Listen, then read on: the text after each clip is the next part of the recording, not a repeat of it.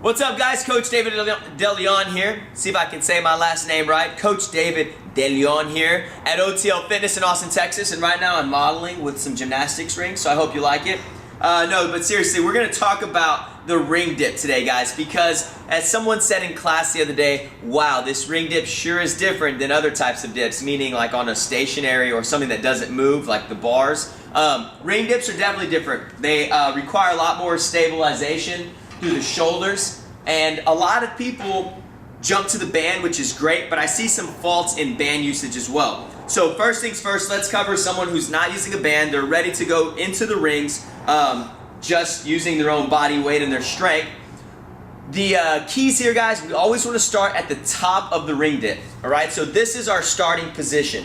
The other thing I'm looking at, and the other thing I want to think about doing every time I'm in, or the entire time that I'm in this position, is turning my knuckles so that they're facing away. Obviously, this is a little dramatic. I won't be here, but where I don't want to be is internally rotated here with the knuckles facing forward.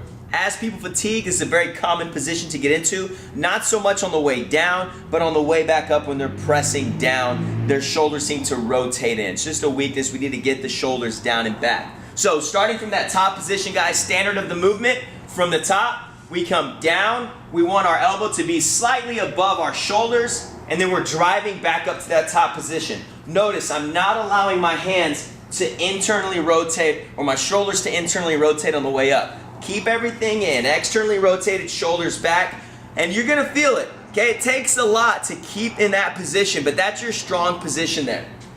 Now, if you're not strong enough just yet to get into that ring dip without a band, using a band is fine. I know that some people are probably like, oh, band is stupid. I think bands are particularly great. Thank you very much.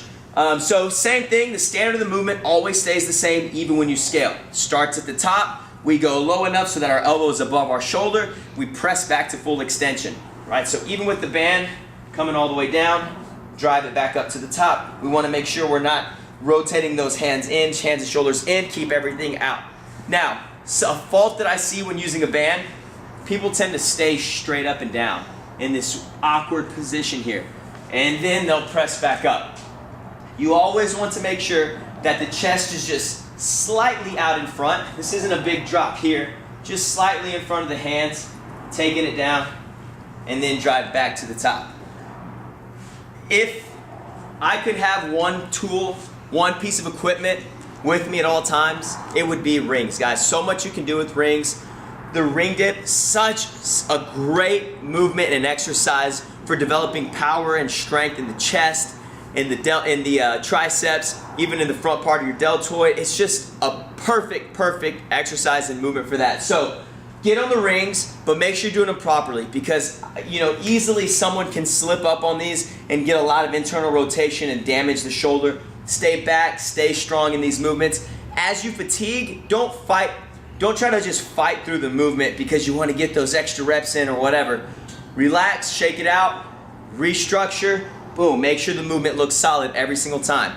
Ring dips are very important for your fitness, guys. Make sure you're adding them into your workout. If you have questions on them, be sure to hit me up. info@otlfitness.com, davidofthelion.com, or otlfitness.com. I know that's a whole lot of .com stuff, but please feel free to hit us up and ask us any questions you may have. Till next time, guys, we'll see you soon.